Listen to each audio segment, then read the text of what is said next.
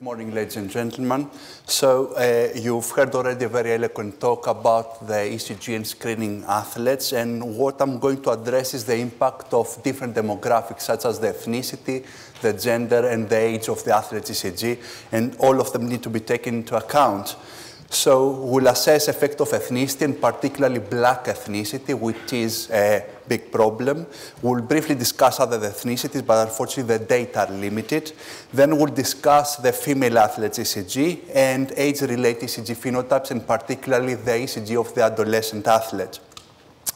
So Dr. Zaidi has already alluded to the fact that you've got your type 1 or training-related ECG changes in your athletic training, and then you've got the type 2 changes, and fortunately most athletes will not exhibit these type 2 changes, and they will be able to pass with flying colors the first stage of their pre-participation screening.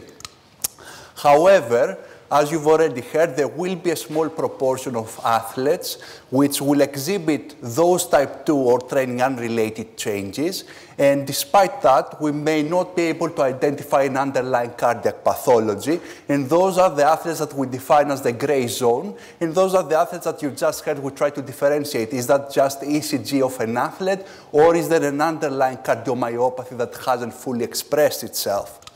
And that overlap, depending on which study you look at, if you take all the type 2 ECG changes, is anything between 7 and 13%.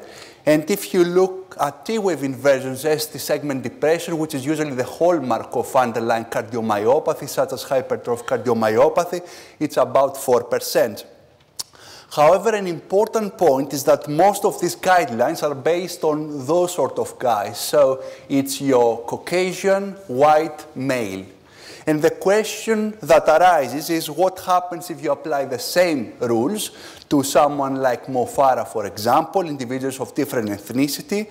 What if you apply them to women, or what if you apply them to very young adolescents and young children who are a growing athletic population that compete quite intensively? So let's start with the black athletes ECG, and as you probably know, there have been many reports of different ECG changes in the black athlete, and you can clearly see here a lot of ST segment elevation throughout the ECG that looks, it's got a concave appearance, it has a high takeoff appearance. Then you've got those sort of ECG changes where you've got the scary deep T-wave inversions in the anterior leads. You can get the athlete with the lateral T-wave inversions that look like a hypertrophic cardiomyopathy ECG. And you can also get athletes with inferior T-wave inversions, which can again look like a cardiomyopathy ECG. And those studies have been predominantly from the US, and they refer predominantly to those sort of guys, so big American football players. And they do not necessarily translate to individuals of other sporting disciplines. So we published last year a study we performed on almost 900 black athletes, and we compared that data with almost 2,000 white male athletes, predominantly adults, in order to evaluate the prevalence and distribution of ECG changes in black athletes, and in particular these repolarization changes that cause concern for underlying cardiomyopathy. And we tried in that way to establish the significance of those changes in order to assess, one, what is the gray zone in the black athlete? And two, how can we differentiate the black athlete's heart compared to a black athlete with underlying cardiomyopathy? And as you can see, we assessed a number of sporting disciplines. And essentially, what we found that athletes exhibit a significant proportion of T-wave inversions, almost a quarter of the black athlete cohort. But on top of that, they also exhibit things like right ventricular hypertrophy more frequently compared to the white athletes, who are depicted by the gray bars, as well as left and right atrial enlargement. And those, as you will recall from Dr. Zaidi's lecture, are all these type 2 training unrelated ECG changes that should prompt further investigation. Looking closer to the repolarization changes in the black athletes compared to the white athletes, you will clearly see that, as I already said, the T-wave inversions are far more frequent, almost a quarter of the cohort. They also exhibit a great prevalence of deep T-wave inversions, which are even more concerning for screening physicians or physicians who are evaluating an athlete and raise suspicion of underlying cardiomyopathy, 12% compared to 1% in white male athletes. And they also exhibit the more benign ST segment elevation in almost 2/3 of the athletic cohort compared to almost a quarter in the Caucasian athletes. Thankfully, the ST segment depression, which is another concerning sign on the 12-lead ECG, is very rare in both cohorts. And we did multivariable analysis in our study because there were some differences in the baseline indices of the demographics of our white compared to the black athletes. And as you can clearly see, black ethnicity was the stronger predictor, with black athletes being almost 6 times more likely to exhibit T-wave inversions and 4 times more likely to exhibit ST segment elevation compared to the white counterparts. And then we went on to compare the black athletes with black sedentary individuals, because it's important that you know how they start, not only how they end up. To see, and we also compare them with black individuals who had an established diagnosis of hypertrophic cardiomyopathy. So the black athletes are depicted with the black bars, the sedentary controls with the red bars, and the hypertrophic cardiomyopathy patients with the green bars. And as you will expect, hypertrophic cardiomyopathy patients had significantly more deep T-wave inversions and ST segment depression, while athletic individuals had more ST segment elevation. Now, comparing athletes with controls, you can clearly see that there is a statistically significant difference in the prevalence of T-wave inversion and deep T-wave inversions. But the prevalence of ST segment elevation is the same in both groups, indicating that they actually start with that sort of repolarization change rather than end up with it. However, if you look a bit closer to the ECGs, you'll note that athletes and controls can exhibit those sort of ST segment elevation, which includes the high takeoff or the saddle-shaped that can mimic pericarditis. But sedentary individuals very rarely exhibit that convex ST segment elevation that we commonly find in our black athletes who exhibit T-wave inversions in the anterior leads. And this is just a collection of essentially repolarization changes, leads V1 to V3, and then leads V4 to V6, and you can clearly see that they can exhibit those convex ST segments with the deep T-wave inversions. And if you look at the one before last strip, you can also see these early repolarization patterns, or the Haseger patterns, with a notched or slurred QRS complex with ascending ST segment, which is again a common feature in both white and black individuals. And then we went on to look at the distribution of those T-wave inversions, and you can clearly see that athletes exhibit more T-wave inversion in the anterior leads, while patients with hypertrophic cardiomyopathy exhibit T-wave inversion in the lateral leads. And this is the T-wave inversion we usually identify that you've seen already in our athletes. And usually these are the sort of T-wave inversions that you're looking for in the hypertrophic cardiomyopathy patients. However, it is important to note that about 4% of HCM patients may exhibit anterior T-wave inversions, usually without the ST segment elevation, and about 4% of the black athletes may exhibit lateral T-wave inversions, so there is a considerable overlap. And we performed follow-up of almost 6 years in a significant proportion of those athletic individuals. And essentially, we identified 3 individuals with a malignant condition. The first one was a black athlete with hypertrophic cardiomyopathy. And you can see the echocardiographic indices of all of them. And you can see that the first one has some asymmetrical septal hypertrophy, although nothing very excessive. That was his ECG. And he was diagnosed based on the ECG and the asymmetry of the hypertrophy. The second one was diagnosed by virtue of the fact that he experienced an aborted sudden cardiac death, although initially he was just followed up and allowed to participate in competitive sport, and that was his ECG. And the third one was a white athlete who, as you can see, had normal indices. He had that sort of ECG, and he was identified through family screening because his mother exhibited the same sort of ECG, and both were positive for gene testing. And you can see the common theme of lateral T-wave inversions, lateral T-wave inversions, lateral T-wave inversions.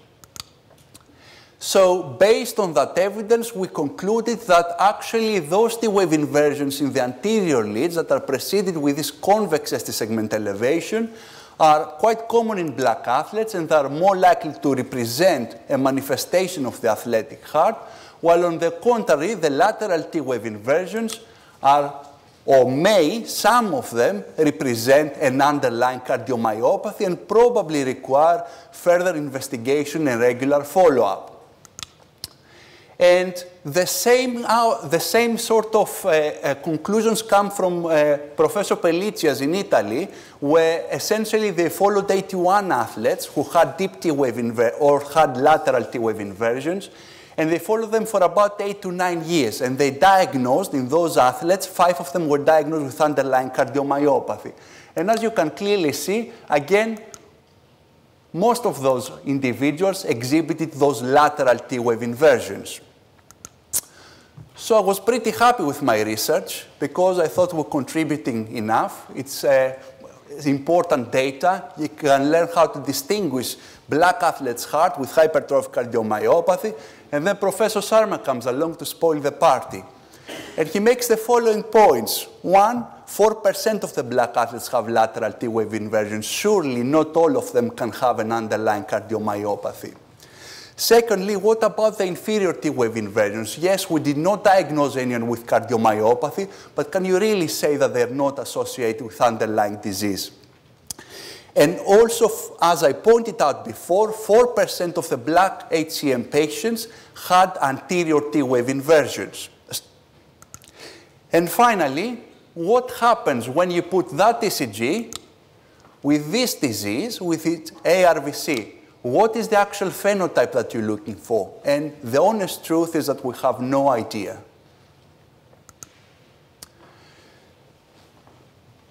Now, as I said before, if we leave the repolarization changes and we go to the rest of the changes, like the RVH, LA, and RA, athletes, black athletes exhibit them in a significant increased frequency compared to the white athletes.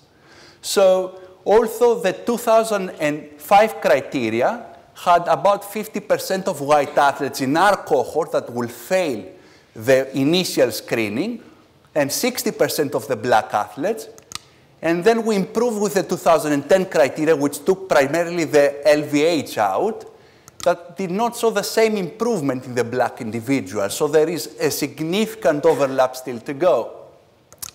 And our fellow Nabil Saik has done a very important research, and that's what I'm presenting now, where he compared the ECGs of black athletes, 923 of them, with almost 2,000 white athletes, and he applied 2005, 2010, and also some refined criteria, and I'll just explain in a second what we mean by refined criteria. Now, there has been a move or a school of thought that some of those ECG changes, particularly the axis deviations, the atrial enlargements, may not be completely benign, but on the other hand, they're highly unlikely to be associated with cardiomyopathy. So there has been a thought as to whether we should remove them or at least put them in a sort of not green, not red, but an orange sort of color and keep an eye on them. And the other thing he did is he got 209 patients with hypertrophic cardiomyopathy and did exactly the same process in order to see how many patients with hypertrophic cardiomyopathy we're going to lose. And these are the 2005 criteria that you already know. These are the 2010 criteria, which essentially took the LVH out.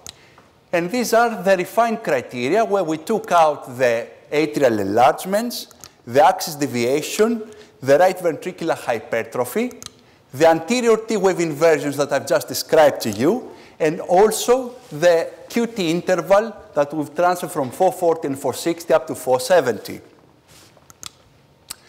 And these are the results as to how many individuals would fail the initial pre-participation screening. So in the blue bars, we've got the white athletes, and you've got, as I said before, 50% with the 2005 criteria, about 13% with the 2010 that taken the LVH out now, and then you go to 5.4% if you put the refined criteria that I've just described to you, which is essentially out the axis deviation and out the atrial enlargement and RVH. Let's see what happened with black athletes, about 60%, 45%, and then we go down to about 16%. So definitely there is a lot of work to be done, but they appear to be performing better than the 2010 ESC criteria. And finally, let's look at the HCM patients, 100%, 100%, and 97.6%. So they do not appear to be missing many HCM patients. And I'll just show you in just a second. So these are the hypertrophic cardiomyopathy patients that were missed by the refined criteria. So we had 3 individuals with isolated left atrial enlargement, 1 with left axis deviation, and 1 with isolated right axis deviation. Of them, thankfully, 1 of them had family history. The other one was symptomatic. And out of those 3 individuals, 2 have symptoms and family history. So essentially, if you apply the pre-participation screening with your history, physical examination, and ECG, hopefully you will miss 1 individual with hypertrophic cardiomyopathy, which is about 0.5%. Now, as I said, there are a lot of data on black athletes, predominantly from the USR group, France as well. But there are very little data in other ethnicities, and that's quite interesting when you try to apply pre-participation screening to those populations. I'll just very briefly say that in the West Asian, Arabic, and Middle Eastern athletes, there is the paper by Matt Wilson that quotes about 80% of type 2 ECG changes, which is not much different to what we know for the white athletes, so they don't appear to be a major problem.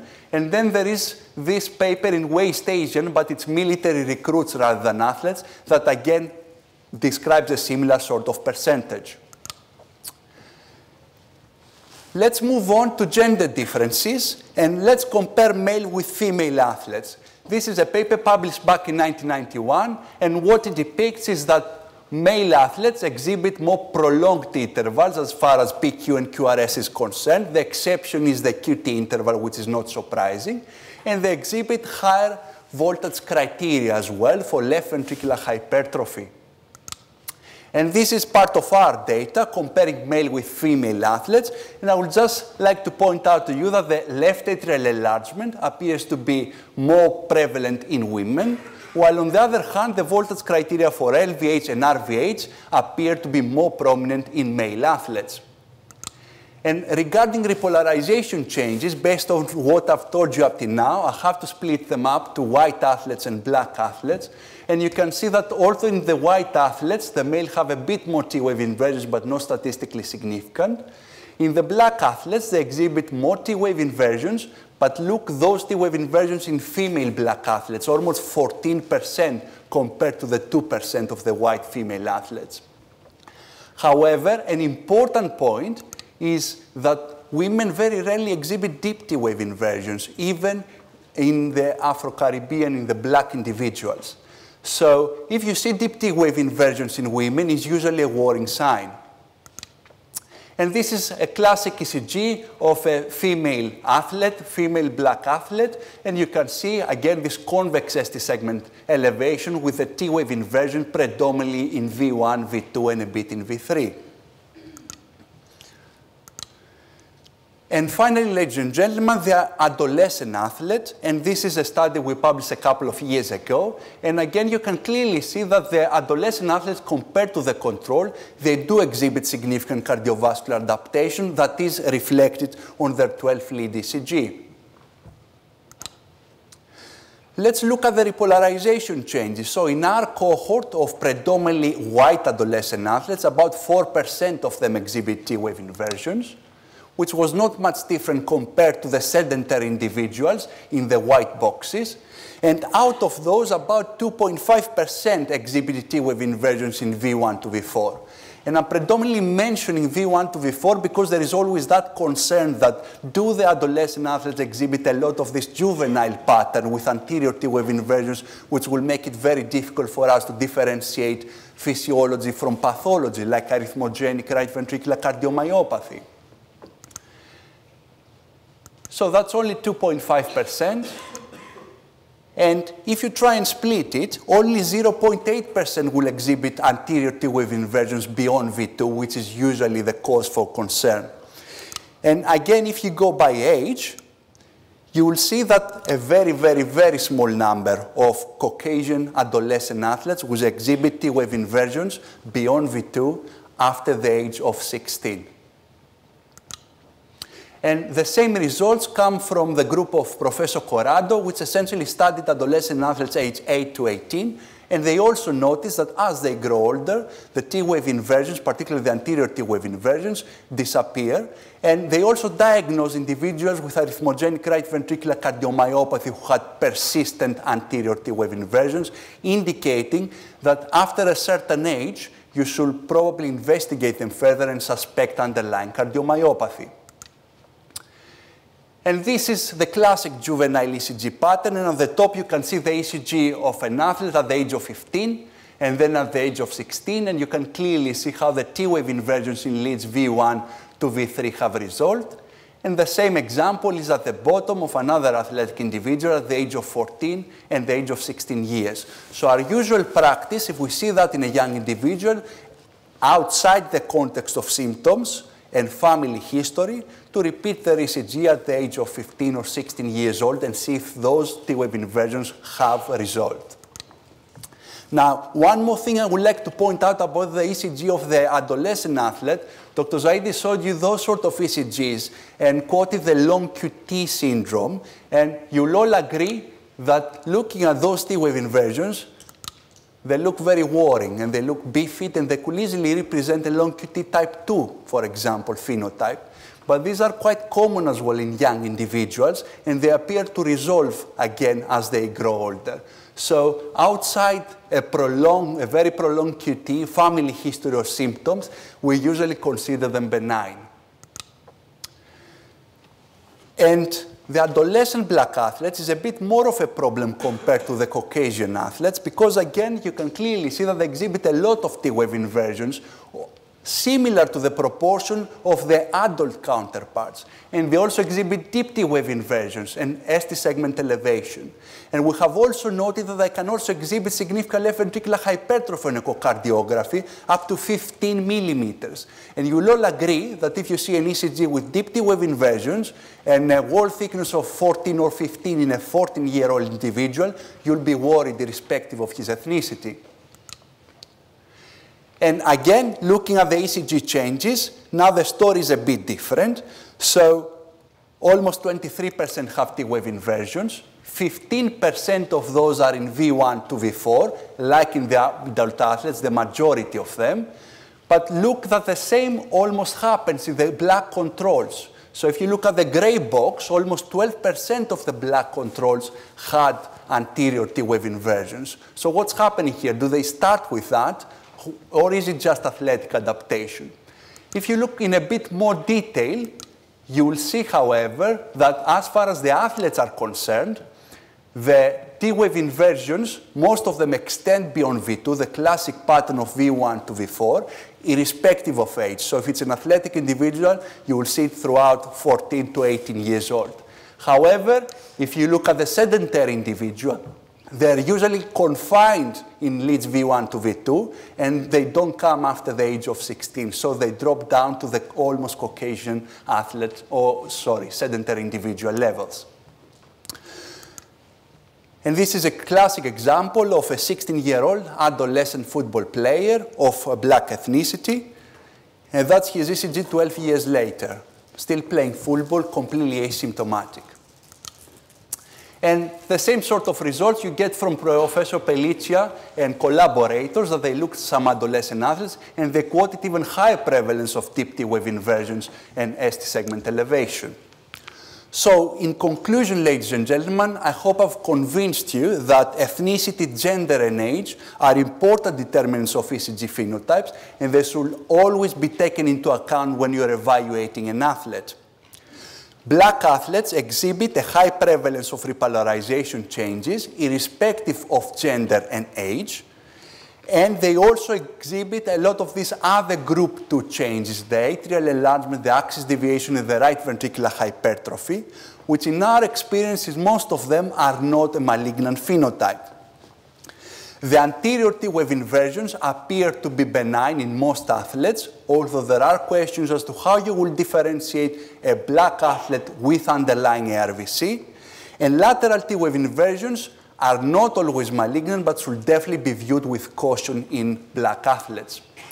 Finally, female athletes rarely exhibit deep T-wave inversions, so take them seriously if you see them on their ECG. And adolescent athletes will exhibit the juvenile pattern, but usually up to the age of 15. After the age of 15, the T-wave inversions resolve. As I said, that's not the case for the black adolescent. Also note the beefy T-waves that may confuse you with long QT2 syndrome. And there is no doubt that we have a need for further refinement of pre-participation ECG criteria. However, as far as ethnicity is concerned, we don't have all the data for all the ethnic backgrounds, so we will be limited. Thank you very much.